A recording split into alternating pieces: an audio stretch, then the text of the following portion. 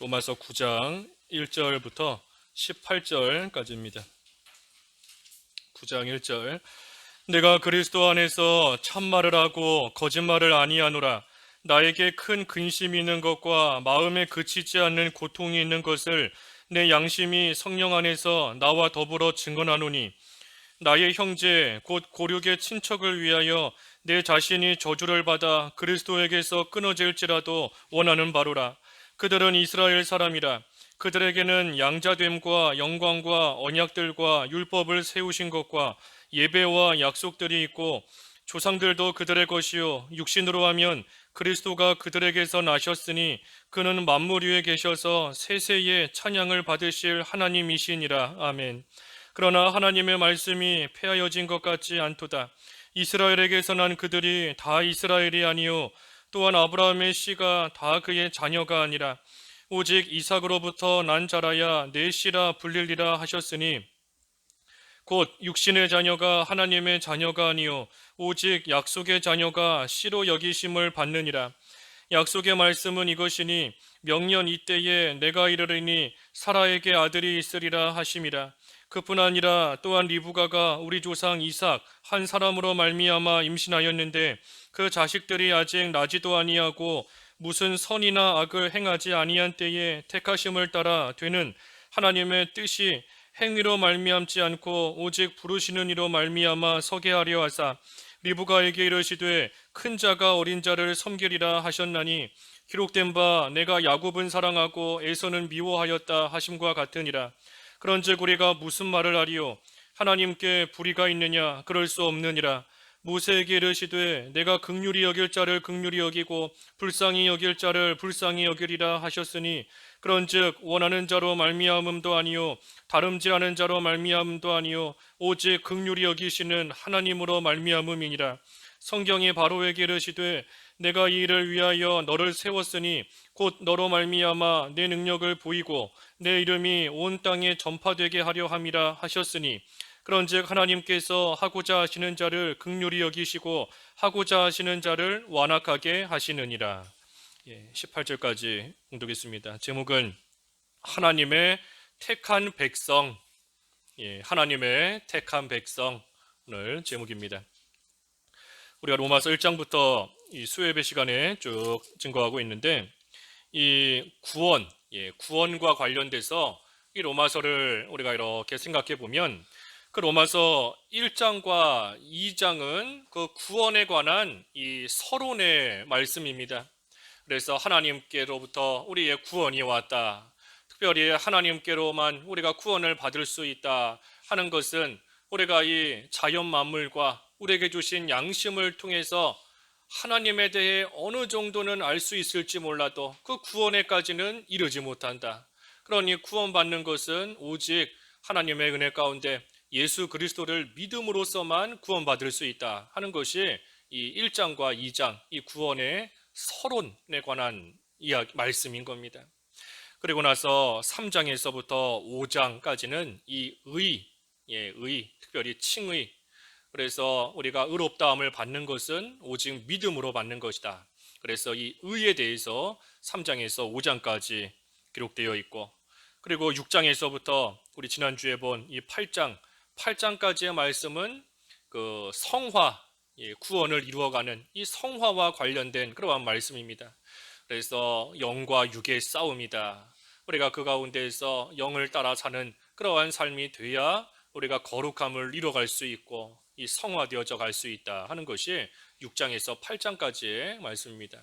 그리고 오늘 살펴보는 이 9장에서부터 이제 뒤에 11장, 11장까지의 말씀은 이 선택, 하나님께서 선택하신 하나님의 백성, 이 선택에 관한 말씀이에요. 그래서 오늘부터 10장, 11장에 이르기까지 이 선택에 관한 그러한 쭉 이 구원에 관련된 또 말씀입니다.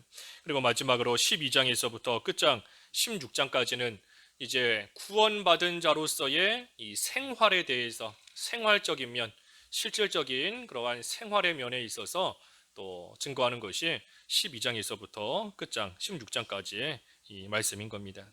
그래서 오늘은 9장인데 선택이에요. 선택, 하나님의 선택.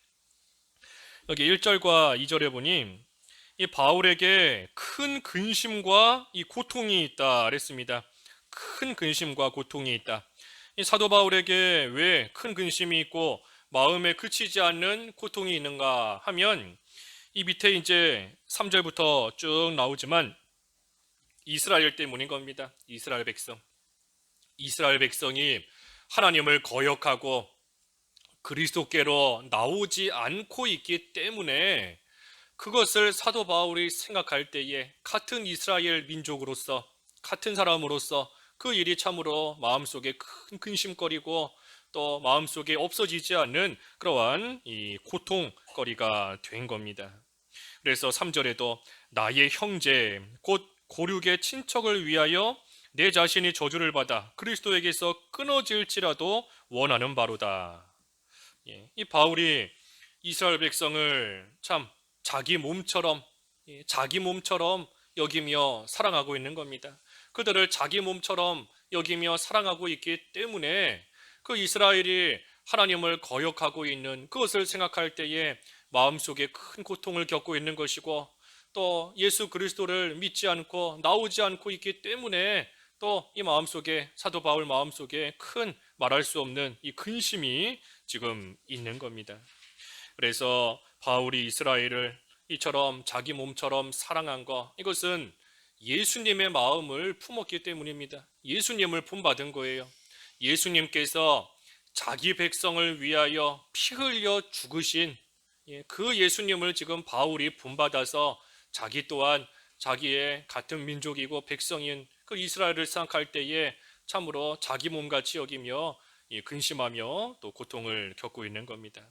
그래서 이웃을 내 몸과 같이 사랑하는 것 그것이 또한 우리가 예수님의 명령일 뿐 아니라 또 예수님을 잘 닮아가는 그러한 모습입니다. 우리가 이웃을 사랑해야 돼요. 이웃을 사랑하는데 특별히 누구를 먼저 사랑해야 되는가? 먼저는 가족을 먼저 사랑할 줄 알아야 됩니다. 가족을 사랑하지 않으면서 다른 사람만 사랑하고 다른 사람만 챙기고 아껴준다? 그거 옳지 않은 겁니다. 우리 디모데 전서 5장 8절에 그랬죠. 디모데 전서 5장 8절에 누구든지 자기 가족을 돌보지 않는 자는 이 불신자보다 악하다 그랬습니다. 자기 가족을 돌보지 않으면서 다른 사람 돌보겠다, 다른 사람 챙기겠다, 그 하나님 앞에 옳지 않은 겁니다. 디모데전서 5장 8절에. 그래서 먼저는 우리가 가족을 육신적인 가족 사랑해야 되는 것이고 그 다음에는 또 누구를 사랑해야 되는가? 이 성도를 사랑해야 됩니다. 성도를 사랑할 줄 알아야 돼요. 갈라디아서 6장 10절에 그랬죠. 갈라디아서 6장 10절에 선을 행하되 믿음의 가족에게 먼저 하자. 믿음의 가족. 우리 지금 개역 개정에는 믿음의 가정 그랬는데 믿음의 가족 성도인 겁니다. 성도. 갈라디아서 6장 10절. 그래서 믿음의 가족 성도를 또 우리가 사랑할 줄 알아야 됩니다. 그래서 성도를 사랑하기 때문에 다른 성도가 기뻐하면 같이 기뻐할 수 있는 것이고 힘들어하고 아픔 가운데 있으면 또 내 몸과 같이 여기기 때문에 또 건져주고 도와주는 그러한 일이 마땅히 나와야 되는 것이 예수님의 마음을 품고 있는 이웃을 사랑할 줄 아는 또 그러한 사람의 모습인 겁니다. 그래서 가족을 사랑하고 성도를 사랑하고 그리고 마지막으로는 이 믿지 않는 자들을 또 사랑해야 돼요. 믿지 않는 자들 사랑하고 특별히 긍휼히 여기는 겁니다. 긍휼히 사랑하는 마음으로서 불쌍히 여겨야 돼요. 우리는 지금 믿지 않고 있는 자들 가운데 누가 택한 백성인지 앞으로 누가 예수님을 믿어 구원받게 될지 알 수 없습니다. 몰라요. 알 수 없어요. 우리는 그저 지금 예수님을 믿지 않고 이 세상에 빠져서 살고 있는 그러한 자들 사랑하는 마음으로 불쌍히 여기는 긍휼히 여기는 그러한 마음으로서 우리가 그들을 대해야 그래야 우리 아까 기도하신 것처럼 그래야 우리가 믿지 않는 자들에게 복음을 전하고 하나님 나라를 확장시켜 나아가는 그 일을 온전히 해나갈 수 있는 겁니다. 사랑하고 불쌍히 여기기 때문에 생명의 길로 인도해 주는 거예요. 생명의 길을 가르쳐 주고 복음을 또 전해 줄 수 있는 겁니다. 우리가 사랑하는 마음, 불쌍히 여기는 마음이 없으면 이 복음 전하는 것도 또 할 수 없는 겁니다. 그래서 내 몸과 같이 사랑하는데 가족, 또 성도, 또 믿지 않는 자들까지 우리가 참으로 내 몸같이 여기며 또 사랑하는 겁니다. 그래서 우리가 이웃을 사랑하는데 이웃을 사랑할 뿐 아니라 특별히 우리가 교회를 좀 사랑할 줄 알아야 됩니다. 교회를 내 몸과 같이 여기며 사랑할 줄 알아야 돼요. 교회에 무슨 문제가 생겼다 하면 내 몸에 문제가 생긴 것처럼 여기면서 근심하며 고통받으며 하나님 앞에 기도할 줄 아는 그러한 성도가 되어야 되는 것이고, 교회 안에 죄가 들어왔으면 내 몸에 무슨 병이 든 것처럼 여기면서 또 그거 어떻게 하든 치료함을 받으려고 회복하려고 또 애를 쓰며 하나님 앞에 같이 회개하고 애통해야 하는 그러한 심정이 되어야 되는 겁니다. 이 교회를 사랑하지 않는다, 교회를 내 몸같이 사랑하지 못한다, 교회에 마음이 없다 하는 것은 예수 그리스도에게서 마음이 떠난 겁니다. 예수님께로부터 마음이 떠났기 때문에 이 교회에 관심이 없고 교회를 사랑하지 않는 거예요. 이 교회가 그리스도의 몸이다 그랬는데, 교회가 그리스도의 몸인 것인데 우리가 정말로 그리스도를 사랑하고 그리스도를 아끼고 내 마음이 항상 그리스도를 향해 있다라고 한다면 그의 몸된 이 교회를 사랑하는 것이 또 지극히 당연한 겁니다. 그래서 우리가 교회를 좀 사랑할 줄 알아야 됩니다. 자기 집만 잘 꾸며두지 말고 교회를 좀 관심을 가지고 교회를 아끼고 보살피고 사랑할 줄 아는 그러한 마음. 학계 선지자를 통해서 예수님 하나님께서 책망하셨잖아요. 하나님의 성전은 피폐한데 너희는 판벽한 집에 살고 있다. 자기 집은 잘 꾸며놓고 좋은 데서 살면서 하나님의 교회는 뭐 어떻게 되든 신경 쓰지 않고 나아가는 거 하나님께서 책망하신 겁니다. 그러한 가운데 있을 때에 참으로 하늘에서 이슬이 끊긴다 그랬어요. 하나님께서 주시는 은혜가 끊어지는 겁니다. 그래서 우리가 주님을 진정으로 사랑한다라고 한다면 그것이 또 교회를 사랑하고 교회를 아끼는 그러한 모습으로 나오는 것이 또 당연한 모습이고 이치인 겁니다. 그래서 교회를 사랑하고 다른 교인들, 다른 성도들이 믿음을 쓰지 못하는 모습을 볼 때에 바울과 같이 근심하며 또 그 일로 인하여 고통을 받고 나아가는 그러한 자, 그러한 근심이 바로 우리 고린도 후서에 나오는 하나님의 뜻대로 하는 근심인 겁니다. 지금 바울이 근심하고 있는 거 자기 욕심이 채워지지 않아서 근심하는 거 아니에요. 먹고 살 게 없어서 근심하는 거 아닌 겁니다. 내 가족들이 어떻게 될까? 그것 때문에 단순히 근심하는 게 아니에요. 그것이 아니고 하나님의 뜻대로 근심하는 겁니다. 하나님의 백성들이 하나님을 바로 섬기지 못하고 있으니 그 모습을 볼 때에 근심하며 아파하며 하나님 앞에 또 은혜를 구하고 있는 겁니다. 그래서 어찌됐든 바울이 이스라엘을 자기 몸과 같이 여기는 그러한 심정을 지금 가지고 있습니다. 4절에 그들은 이스라엘 사람이라 그들에게는 양자됨과 영광과 언약들과 율법을 세우신 것과 예배와 약속들이 있고 조상들도 그들의 것이요 육신으로 하면 그리스도가 그들에게서 나셨으니 그는 만물 위에 계셔서 세세의 찬양을 받으실 하나님이시니라. 아멘. 그랬습니다. 왜 바울이 이스라엘을 그처럼 귀하게 여기는가 하면 이 이스라엘 사람들에게는 양자됨, 영광, 언약, 언약, 약속인데 메시아에 대한 약속이 또 그들에게 주어져 있는 겁니다. 그래서 언약, 또 율법, 그리고 예배, 또 약속, 말씀대로 이루신다는 약속, 그러한 것들이 이 이스라엘 백성에게 주어져 있습니다. 그리고 그 이스라엘 백성을 육신적으로 혈통적으로 볼 때에는 여기 5절에 조상도 그들의 것이다 그랬는데 이 이스라엘의 조상들이 많이 있잖아요. 아브라함, 이삭, 야곱, 또 모세, 여호수아, 다윗, 솔로몬, 다 이 이스라엘 민족으로서 혈통적으로 육신적으로 볼 때에는 그들의 조상이기 때문에 이 이스라엘 백성을 육신적으로 볼 때에는 참으로 귀한 또 민족인 겁니다. 예수님께서도 육신적으로는 이 이스라엘 민족으로서 이 세상에 오신 겁니다. 물론 예수님께서는 인간적으로는 우리와 똑같은 완전한 사람이시지만 또 한편으로는 완전한 또 하나님이신 겁니다.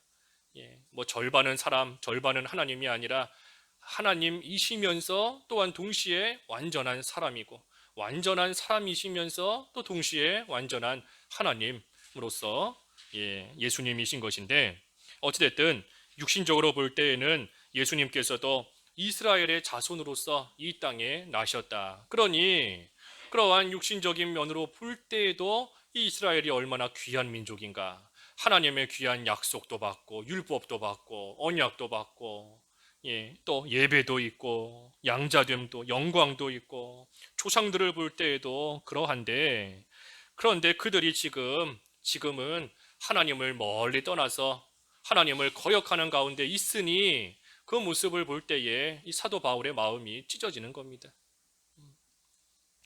여기 특별히 예배 그랬는데 이 예배 이스라엘에게 예배가 있다 그랬습니다.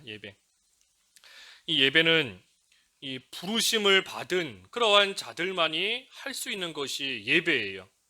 하나님께서 불러주시는 자들만이 하나님이 불러주셔야 그래야 하나님 앞에 나와 예배할 수 있는 겁니다.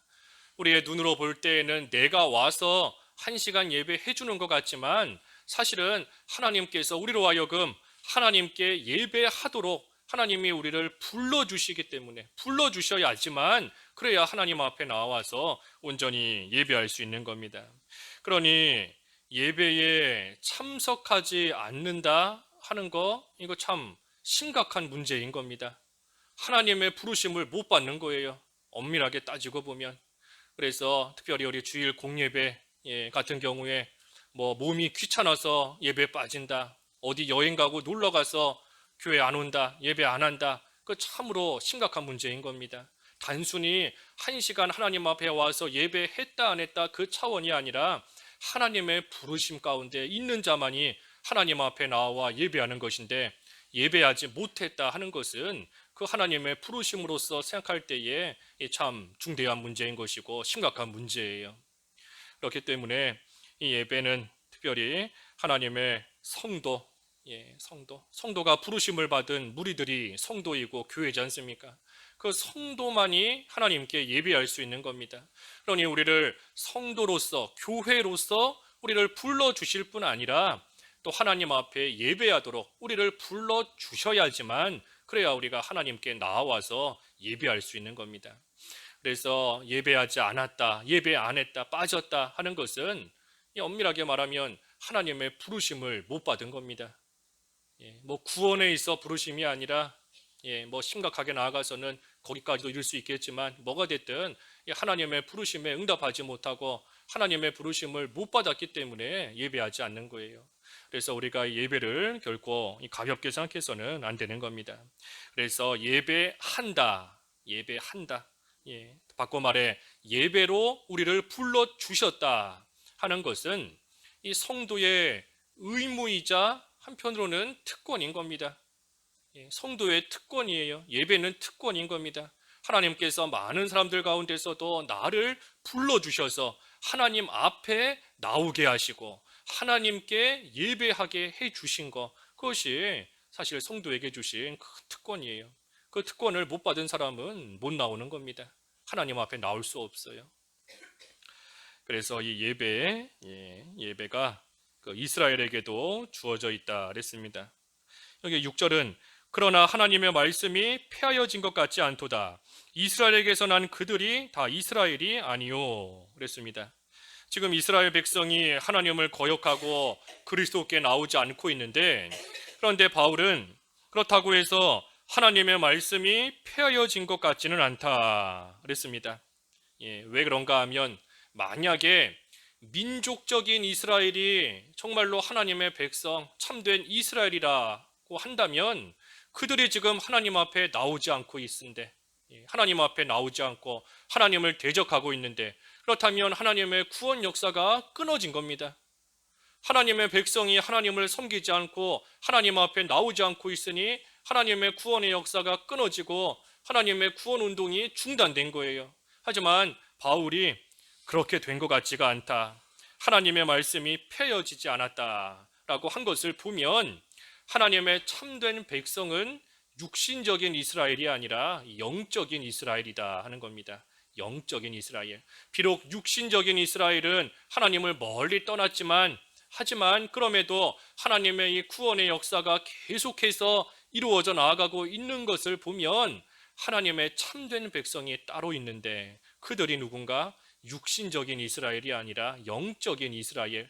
그래서 영적인 이스라엘 백성이 있기 때문에 하나님의 말씀이 폐해진 것이 아니고 하나님의 약속이 없어진 것이 아니고 하나님의 구원의 역사가 지금도 계속해서 이어져 가고 있다 하는 겁니다. 그래서 이스라엘에게서 난 그들이 다 이스라엘이 아니요 그랬습니다. 이 구약 시대에는 이 육신적인 민족적인 이스라엘이 하나님의 백성이었습니다. 구약 시대에는 그랬어요. 구약 시대에는 민족적인 이스라엘, 지금 저기 중동 지방에 있는 그 이스라엘 땅에 살고 있는 그 유대 민족들, 이스라엘 민족들, 그들이 구약 시대에는 하나님의 선민, 선택을 받은 하나님의 백성이었습니다. 하지만 오늘날은 그렇지 않아요. 오늘날은 민족적인 이스라엘이 아니라 영적인 이스라엘, 다시 말하면 예수님을 믿는 자가 하나님의 백성인 겁니다. 예수님을 믿는 자가 하나님의 백성이에요. 영적인 이스라엘. 근데 오늘날도 이 육신적인 이스라엘이 하나님의 백성이다. 이 구약 시대의 이스라엘 민족과 신약 시대의 교회 사이에는 이 연속되는 연속성이 있습니다. 이어지는 거예요. 구약 시대의 이스라엘과 신약 시대의 오늘날의 교회가 영적으로 계속해서 이어지는 겁니다. 연속되어 나가는 것인데, 그런데 그것을 부정하는 사람들이 많이 있습니다. 오늘날도 이스라엘 민족만이 하나님의 백성이다. 유대인들만이 하나님의 백성이다. 주장하는 사람들이 많이 있어요. 그래서 보통 세대주의라고 하는데 들어보셨는지 모르겠지만 세대주의자. 우리나라에도 좀 있긴 하지만 그 미국 같은 경우에는 이 세대주의자들이 엄청 많이 퍼져 있어요. 엄청 많이 퍼져 있고, 제가 그 신대원 전에 다닐 때 그 어떤 외국 목사님이 초청돼서 오셨었는데 이제 다 몰랐던 것 같아요. 근데 나중에 이렇게 보니까 그 목사님도 세대주의자 목사님이었더라고요. 그래서 아무튼 그랬었는데 이 세대주의자들은 이 구약 시대의 이스라엘 민족이 오늘날도 하나님의 택한 백성이다, 택한 민족이다 하고 믿고 나아가는 겁니다. 그래서 그들은 이 여러 가지 세대주의 말 그대로 이 하나님의 전 구원의 역사 그 시대를 세대로 구분을 하는 겁니다. 7세대로 나누어요. 나누어서 이 시대는 뭐 홍수 이전의 족장 시대, 뭐 노아 시대, 또 아브라함 시대, 이스라엘 시대, 이방인 시대, 성령 세대, 천국 세대, 뭐 어쨌든 7세대로 나누어서 이제 각각 구분을 하는 것인데, 이 사람들이 주장하는 것은 대표적인 것이 방금 언급한 것처럼 이스라엘 민족이 하나님의 백성이다 하는 것이고, 그렇기 때문에 나중에 예수님께서 재림하실 때에도 우리가 믿고 있는 그러한 천년왕국과는 좀 다릅니다. 이 사람들이 믿는 것은 먼저는 예수님께서 이 세상에 오셔서 초림하셨을 때 예수님이 세상에 오셔서 예수님께서 이루시려고 하신 것은 유대인의 왕국을 만드시려고 한 거다 하는 게 세대주의자들의 주장이에요. 유대인들만의 왕국을 예수님께서 이 땅에다가 세우시려고 했다. 그것이 하나님 나라다. 그런데 많은 사람들이 그것을 지지하지 않았기 때문에 어쩔 수 없이 세상에다가 일시적으로 교회를 세운 것뿐이다. 그리고 유대인의 왕국, 그것은 나중에 천년왕국 시대로 잠시 연기가 된 거다. 그렇게 지금 믿고 있는 겁니다. 그래서 천년왕국 때에는 예수님이 재림하시면 모든 성도와 교회는 다 공중으로 휴거하는 것이고, 이 세상에는 예수님을 믿지 않는 유대인들, 그 유대인들이 이제 중심이 되어서 이 세상에서 환난 가운데 그 유대인들이 다 회심을 하고, 그 회심한 유대인들이 또 이방인들도 전도하고 회심하고, 그래서 유대인을 중심으로 하여 천년왕국이 이루어진다 하는 것이 이 세대주의자들의 주장이에요. 그래서 조금 복잡할 수 있는데 뭐가 됐든 핵심적인 것은 이 사람들은 구약 시대의 이스라엘 민족이 지금도 하나님의 택한 백성이다. 교회가 하나님의 택한 백성이 아니고 교회는 일시적인 것이고 구약 시대의 이스라엘처럼 지금도 그 민족적인 이스라엘 그들만이 하나님의 백성이다 하고 믿고 주장하는 것인데 잘못된 겁니다. 잘못된 거예요. 구약 시대에는 민족적인 이스라엘이지만 오늘날은 교회, 영적인 이스라엘, 예수님을 믿는 그러한 자들이 하나님의 백성인 겁니다. 교회, 교회가 하나님의 백성이에요. 교회, 부르심을 받은 자들, 성도의 모임인 이 교회가 하나님의 백성인 겁니다. 그래서 7절에서 9절까지의 말씀은 이 아브라함의 두 아들을 예를 들어서 말하는 겁니다. 아브라함에게 두 아들이 있는데 하나는 이스마엘이고 또 하나는 이삭이다. 그런데 그 두 아들 중에 약속을 따라서 받은 아들은 이삭이다 하는 겁니다. 하나님께서 아브라함에게 또 사라에게 내년 이맘때에 아들이 있을 것이다 하고 하나님께서 약속해 주시고 그 약속으로서 주신 아들은 이스마엘이 아니라 이삭이다 하는 겁니다. 이삭이다. 그러니 육신적으로 볼 때에는 이 이스마엘도 아브라함의 아들은 맞습니다. 육신적으로 볼 때에는 이스마엘도 아브라함의 아들이고 이삭도 아브라함의 아들이죠. 하지만 하나님의 약속이 주어진 것은 이삭이다. 이삭뿐이다. 그러니 하나님의 약속을 따라 난 그 이삭의 계통을 따라서 하나님의 백성들이 또 쭉 세워져 나아간다는 겁니다. 핵심은 약속을 받은 자가 하나님의 그 백성이다 하는 겁니다. 육신적인 것이 아니라 육신적인 것, 혈통적인 것이 아니라 하나님의 약속을 따라 낳은 것이 하나님의 택한 백성이다 하는 겁니다. 잠깐 다른 언급이지만 이스마엘도 아브라함의 자손인데 그 이스마엘의 계대를 따라서 쭉 내려와서 그 생긴 종교가 그 이슬람교지요. 이슬람교는 그 위에까지 쭉 올라가면은 이스마엘을 통해서 이제 아브라함으로 연결이 되는 겁니다. 그래서 우리와는 다른 거예요. 다른 겁니다. 아무리 알라를 주장하고 하나님과 비슷해 보인다 할지라도 다른 겁니다. 다른 거예요. 또 10절에서부터 12절까지는 또 그 야곱과 에서를 들어서 또 예를 들은 겁니다. 이삭이 리브가에게서 야곱과 에서를 낳았다. 그런데 그 자식들이 태어나기도 전에 이미 하나님께서는 누구를 하나님의 택한 백성으로 삼으실 것인지 이미 정해 놓으셨다 하는 겁니다. 뱃속에 있을 때부터 12절에 큰 자가 어린 자를 섬기리라 하고 하나님께서는 이미 태어나기도 전에 또 야곱과 에서가 무슨 선을 행하고 악을 행하기도 전에 하나님께서 이미 하나님의 백성을 선택해 놓으셨다는 겁니다. 선택. 그러니 야곱과 또 이삭을 생각해 볼 때에 하나님의 백성이 되는 것은 어떤 육신적인 것과 사람의 행위를 따라서 되는 것이 아니라 전적인 하나님의 선택으로서 또 하나님의 약속으로 말미암아 그 약속을 받은 그러한 자가 하나님의 참된 백성이고 또 하나님의 자녀이다 하는 것을 지금 쭉 설명하고 있는 겁니다. 이 에서가 육신적으로만 볼 때에는 사실 야곱보다 더 좋은 면이 많이 있습니다. 세상적인 면에서 볼 때에도 이 에서가 야곱보다는 더 풍요롭고 더 가진 것도 많고 재산도 많고 잘 사는 그러한 가운데 있었던 것이고 또 그 어떤 인품적인 면에서 봤을 때에도 이 에서 야곱은 자기 부모님 속이고 형 속이고 또 거짓말하고 계속 그런 모습으로 나아가지만 이 에서는 그래도 자기를 속이고 떠나갔던 동생 또 용서해 줄 줄 아는 또 그러한 인품적인 면에 있어서도 사실 에서가 야곱보다 더 좋은 면이 있는 겁니다. 부모를 공경하는 면에 있어서도 이방 여자와 결혼한 것 때문에 그 부모에게 근심거리가 되니 또 그 이스마엘의 딸과 또 결혼하여서 다시 또 아내를 얻고 그래서 부모의 마음을 또 편하게 해드릴 줄 아는 이 에서가 육신적인 면에서는 야곱보다 나은 면이 더 있어요. 하지만 그럼에도 불구하고 참 이스라엘 백성이 되는 것은 그러한 육신적인 것과 행위적인 것이 아니라 하나님의 선택으로서 하나님의 약속으로 말미암아 하나님의 백성이 된다 하는 겁니다.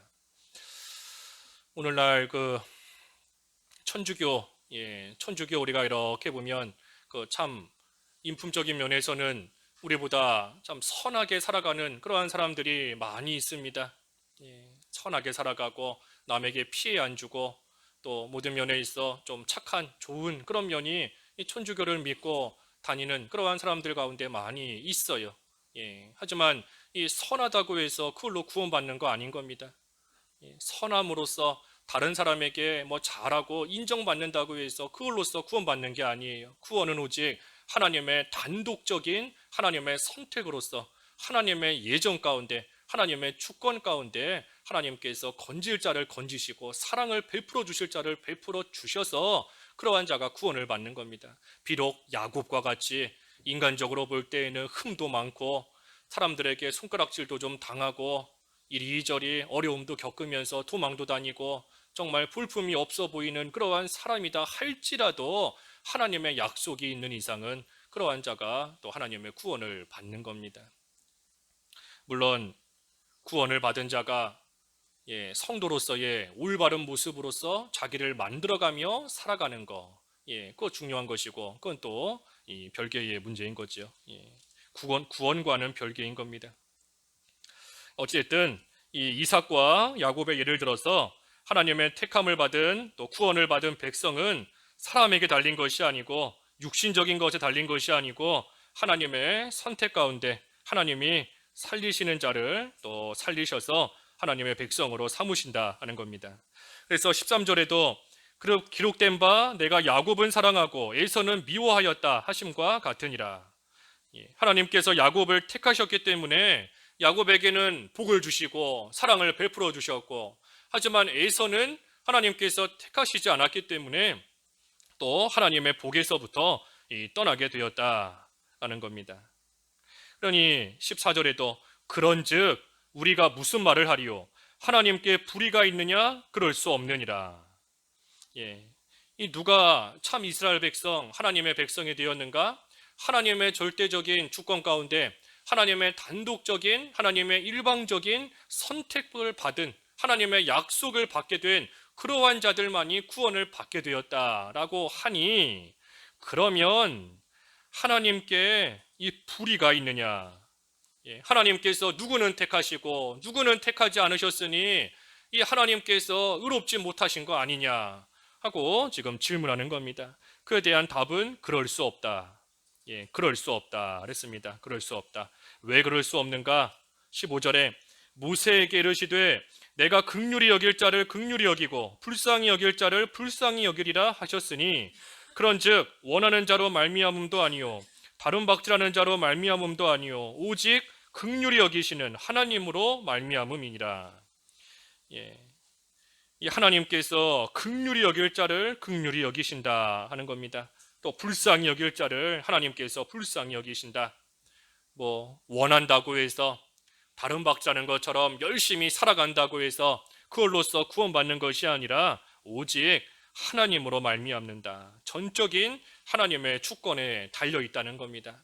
그러니 우리가 그 하나님의 주권에 대해서 하나님 불공평합니다. 하나님 불의하십니다. 왜 누구는 택하고 누구는 버리십니까? 하고 이 반박할 수 있겠느냐? 그럴 수 없다. 왜 그럴 수 없는가? 그 이유는 우리 다음 주에 보겠지만 그 19절 이하에 또 쭉 나오는 겁니다. 하나님의 주권적인 그 선택에 관해서 19절 이하에 나오는 것인데 그 자세한 이유는 그때 또 살펴보기로 하고, 여기서는 어찌됐든 하나님께서 불의하신 것이 아니다.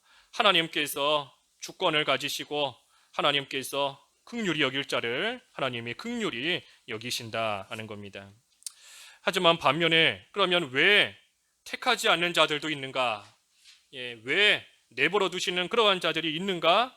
그것은 17절에 이 바로, 바로 애굽의 그 바로를 예로 드시면서 말씀하는 겁니다. 17절에 성경이 바로에게 이르시되 내가 이 일을 위하여 너를 세웠으니 곧 너로 말미암아 내 능력을 보이고 내 이름이 온 땅에 전파되게 하려 함이라 하셨으니. 왜 누구는 택하지 않으셨는가? 이 바로만 봐라. 바로를 봐도 알 수 있지 않은가 하는 겁니다. 이 강팍한, 완악한 그 바로를 하나님께서 놔두셔서 그 바로의 군대가 이스라엘을 쫓아오고 그들을 핍박하며 괴롭게 하기 때문에 하나님께서 그 바로와 바로의 군대를 하나님이 치신 겁니다. 10가지 재앙으로 치시고 홍해 바다에서 또 그들을 다 치셔서 사람의 힘으로 할 수 없는 것을 하나님은 하실 수 있다. 하나님의 능력이 얼마나 크고 위대한가 하는 것을 나타내 보여주시고 그 일들을 통하여서 하나님의 이름이 온 땅에 퍼져나가도록 사람들이 하나님을 알도록 하시기 위해 하나님께서 이 바로를 또 그 일에 쓰셨다는 겁니다.